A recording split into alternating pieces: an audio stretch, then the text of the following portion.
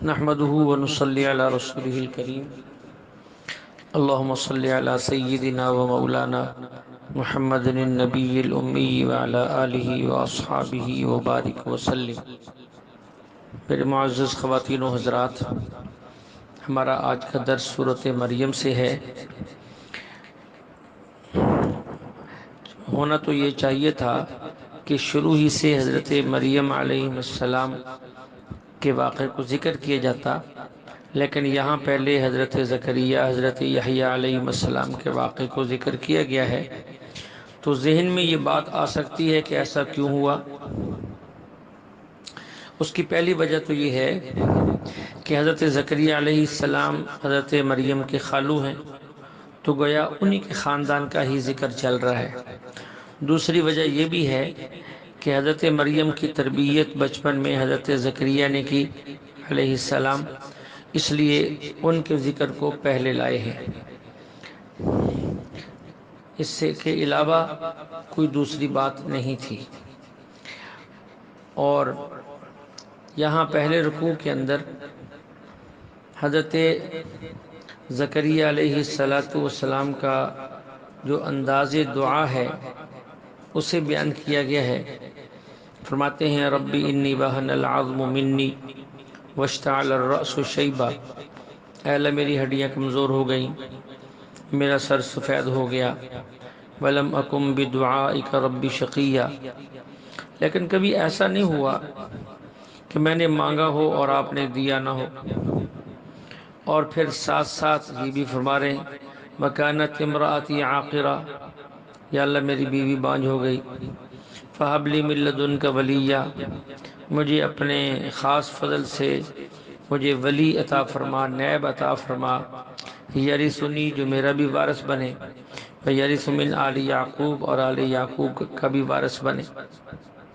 یہ دعا کی۔ اب اس کے بعد بیٹا کب ہوا کیسے ہوا یہ بات تھوڑا آگے چل کر، یہ جو آیت ہے یرثنی ویرث من آل یعقوب، اس کو سمجھیں۔ کچھ لوگ اس لفظ سے یہ ثابت کرنے کی کوشش کرتے ہیں کہ انبیاء کی میراث ہوتی ہے جو ان کی اولاد میں تقسیم ہوتی ہے۔ اس آیت کو دلیل بنا کر وہ صحابہ کرام پہ، خصوصاً حضرت ابوبکر حضرت عمر پہ یہ اعتراض کرتے ہیں کہ حضور صلی اللہ علیہ وسلم کی وفات کے بعد ان کی بیٹی فاطمہ کو میراث کا حصہ نہیں دیا گیا۔ حضرت فاطمہ رضی اللہ عنہا خاتون جنت، جنت کی عورتوں کی سردار، حضرت ابوبکر کے پاس آئیں اور عرض کیا کہ جو باغ فدق ہے اور جو خیبر کی زمینیں ہیں اس میں ہمارا بھی حصہ ہے جو ہمیں دیا جائے۔ تو حضرت ابوبکر رضی اللہ عنہ نے حضور علیہ السلام کا یہ فرمان سنا دیا ان معشر الانبیاء لا نورث ما ترکنا فهو صدقہ، ہم انبیاء کی جو جماعت ہے ہمارے مال میں کوئی وارث نہیں ہوتا، بلکہ جو مال ہم چھوڑ کر جائیں وہ امت کے لیے صدقہ ہوتا ہے۔ اس لیے یہاں آپ ایک بات اچھی طرح ذہن میں رکھ لیں، اگر کوئی شخص اسی بات کو بطور دلیل پیش کرے تو اس کو یہ بات سمجھا دو کہ بھائی حضرت فاطمہ رضی اللہ عنہا نے اپنا حق مانگا جو جسے وہ حق سمجھتی تھی اپنے اعتبار سے۔ حضرت ابوبکر صدیق خلیفہ بلا فصل نے محبوب خدا کی حدیث سنا کر یہ بتا دیا کہ نہ تو آپ کی وراثت ہے اور نہ آپ کو اس کا حصہ ملے گا۔ حضرت فاطمہ رضی اللہ عنہا نے خاموشی اختیار کی اور موت تک دوبارہ مطالبہ نہیں کیا، کیونکہ حضرت فاطمہ رضی اللہ عنہ کی وفات حضور صلی اللہ علیہ وسلم کی وفات کے 6 ماہ بعد ہو گئی۔ تو انہیں بس اتنا ہی کہہ دو کہ بھائی جن لوگوں کو حق تھا جب انہوں نے مطالبہ چھوڑ دیا، انہیں مسئلہ سمجھ میں آ گیا، حدیث انہوں نے سن لی، تو تم کون ہو 1400 سال کے بعد جو لڑتے پھرتے ہو اور جو ہے ابوبکر رضی اللہ عنہ کو الزام دیتے ہو کہ وراثت پر قبضہ کر لیا۔ خدا کا خوف کرو، جب اصل مالک خاموش ہو گئے تو تمہیں بھی خاموش ہو جانا چاہیے۔ لیکن یہاں ایک اور بات سمجھیں کہ انبیاء علیہ السلام کی میراث کیوں تقسیم نہیں ہوتی۔ ہمارے اکابرین میں حضرت مولانا محمد قاسم نانوتوی رحمۃ اللہ علیہ اپنی کتاب تحذیر الناس میں اس کی وجہ بیان کرتے ہیں کہ پیغمبر کا وارث نہ بننے کی بنیادی وجہ کیا ہے؟ وہ وجہ یہ ہے کہ موت سب کو آتی ہے، موت عام انسان پر بھی آتی ہے، موت نبی پر بھی آتی ہے، لیکن دونوں کی موتوں کا فرق ہے۔ امتی کی موت اور طرح کی ہے، نبی کی موت اور طرح کی ہے۔ موت کا معنی ہے قبض روح۔ اب لفظ قبض کے دو معنی ہیں، ایک معنی ہے سمٹ جانا اور ایک معنی ہے نکل جانا۔ تو قبض کا ایک معنی سمٹ جانا اور دوسرا معنی نکل جانا۔ حضرت نانوتوی رحمۃ اللہ علیہ فرماتے ہیں جب موت امتی پر آتی ہے تو قبض روح کا معنی ہے روح کا نکل جانا، روح جسم سے نکل جاتی ہے، اور جب نبی پر موت آتی ہے تو قبض روح کا معنی ہوتا ہے روح کا سمٹ جانا، یعنی حضور علیہ السلام کے سر مبارک کے بالوں سے پاؤں کے مبارک کے ناخن تک تمام جسم سے روح سمٹ کر قلب اطہر دل میں جمع ہو جاتی ہے۔ تو امت کے لیے قبض کا معنی خروج کا ہے اور نبی کے لیے قبض کا معنی حبس کا ہے۔ اب اس کے بعد حضرت فرماتے ہیں کہ نبی کی وراثت کیسے چل سکتی ہے؟ وراثت تو اس وقت چلتی ہے جب مال کسی کی ملکیت سے نکل جائے۔ اگر مال کسی کی ملکیت سے باہر نہ نکلے تو دوسرا اس کا مالک نہیں بن سکتا۔ اور مال ملکیت سے کب نکلتا ہے؟ جب اسے موت آ جائے، اور موت ایسی آئے کہ تمام اجزاء سے روح نکل جائے۔ تو نبی کی موت ایسی نہیں ہوتی کہ تمام اجزاء سے روح نکل جائے، بلکہ تمام اجزاء سے روح سمٹ کر وہ قلب اطہر کے اندر جمع ہو جاتی ہے، وہاں سمٹ جاتی ہے۔ تو جب آپ علیہ السلام کے جسم مبارک سے روح نکلی ہی نہیں، کیونکہ یہاں قبض کا معنی سمٹ جانا ہے، تو ان کی ملکیت بھی ان کا جو مال ہے وہ بھی ان کی ملکیت سے نہیں نکلا۔ جب ان کی ملکیت سے نہیں نکلا تو وہ وارثوں کو کیسے ملے گا؟ وارثوں کو تب ملتا ہے جب کسی کی ملکیت سے نکل جائے، اور ملکیت سے تب نکلتا ہے جب اس کے تمام اجزاء جسم سے روح نکل جائے۔ یہاں چونکہ ایسا نہیں ہے، اس لیے ملکیت آپ کی باقی ہے اور رشتہ داروں کو وراثت نہیں ملتی۔ ایک بات اور ذہن میں رکھیں، حدیث میں دو لفظ ہیں، لا نورث، ہمارا کوئی وارث نہیں بنتا۔ دوسرا لفظ فرمایا ما ترکنا صدقہ، جو مال ہم چھوڑ کر جاتے ہیں وہ امت میں صدقہ بن جاتا ہے۔ باریک بات ہے، توجہ سے سنیں گے تو سمجھ میں آئے گی۔ صدقہ تو تب بنتا ہے جب مال کا کوئی مالک ہو، جس مال کا کوئی مالک ہی نہ ہو وہ صدقہ کیسے؟ حضرت نانوتوی رحمۃ اللہ علیہ بڑی عجیب بات فرماتے ہیں کہ صدقہ کے لیے ضروری ہے جس وقت مال صدقہ ہوتا ہے اس وقت صدقہ کرنے والا زندہ ہو۔ صدقہ کرنے والا زندہ ہوگا تو مال صدقہ ہوگا، اگر صدقہ کرنے والا زندہ ہی نہیں ہے تو وہ صدقہ کیسے ہوگا؟ یہ بات ذرا سمجھائی جائے۔ اس لیے اللہ کے نبی علیہ السلام نے فرمایا جب نبی پر موت آتی ہے تو مال اس کی ملک سے نکلتا نہیں کہ کوئی رشتہ دار وارث بنے۔ ہاں، خود نبی کے مال اللہ کے نبی کے فرمان کے مطابق صدقہ بنتا ہے۔ تو صدقہ بن جانا اس بات کی دلیل ہے کہ موت آ بھی جاتی ہے اور نبی کے قلب اطہر میں حیات بھی ہوتی ہے۔ اگر آپ قلب کی حیات نہیں مانیں گے تو مال صدقہ بن ہی نہیں سکتا۔ اس لیے نبی کا مال وراثت میں تبدیل نہیں ہوتا، البتہ نبی کا مال صدقہ بن جاتا ہے۔ اس طرح اس پر بڑے ہی باریک اور مضبوط دلائل اکابرین نے دیے ہیں، اللہ ہمیں سمجھنے کی توفیق عطا فرمائے۔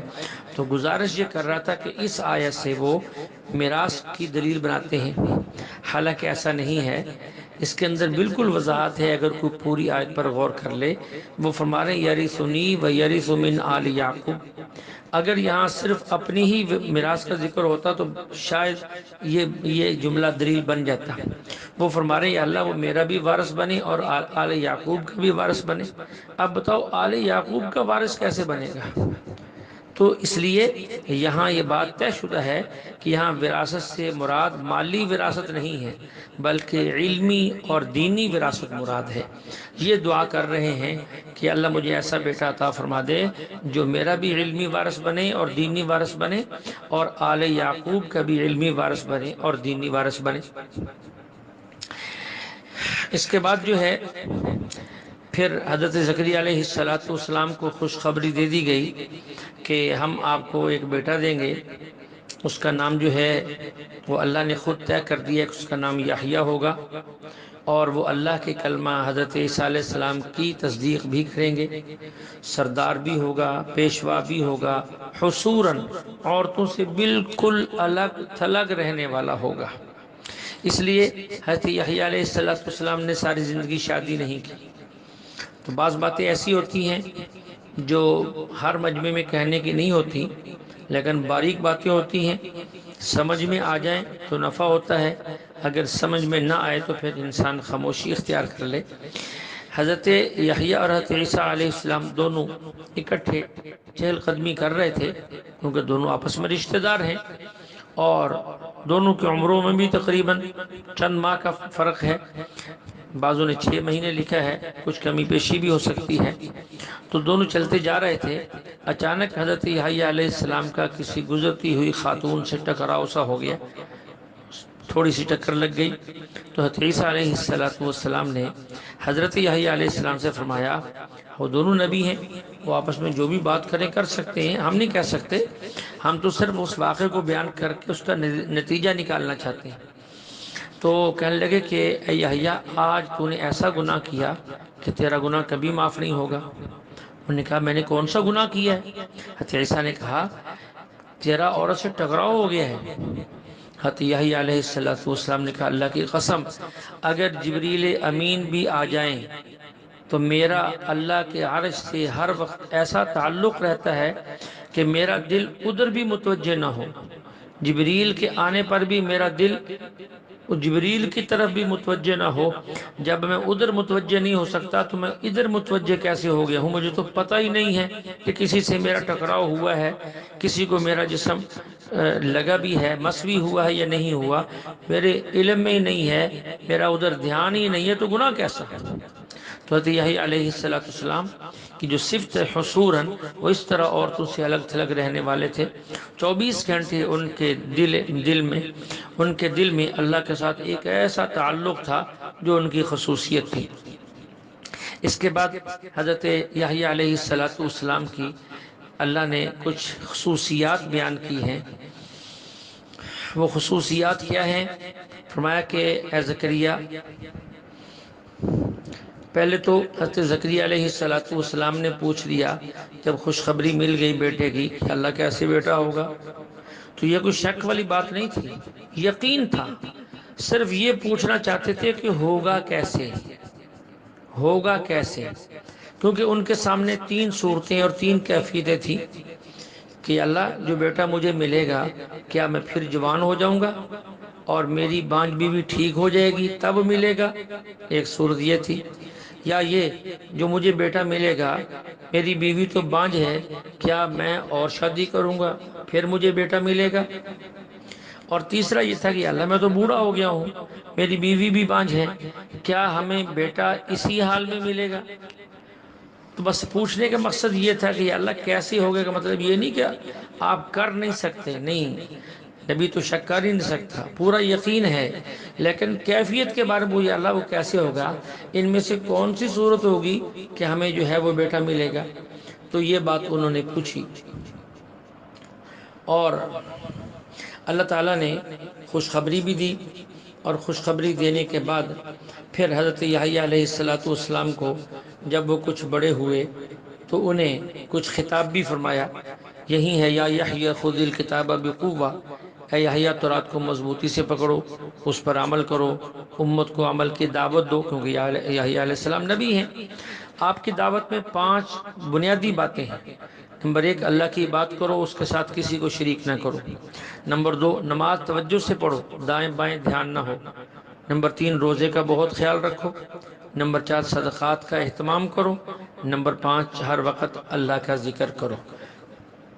تو یہ حضرت یحییٰ علیہ السلام کی دعوت ہے، کیونکہ وَآتَيْنَاهُ الْحُكْمَ صَبِيًّا وَحَنَانًا مِن لَّدُنَّا وَزَكَاةً وَكَانَ تَقِيًّا وَبَرًّا بِوَالِدَيْهِ وَلَمْ يَكُن جَبَّارًا عَصِيًّا وَسَلَامٌ عَلَيْهِ يَوْمَ وُلِدَ وَيَوْمَ يَمُوتُ وَيَوْمَ يُبْعَثُ حَيًّا۔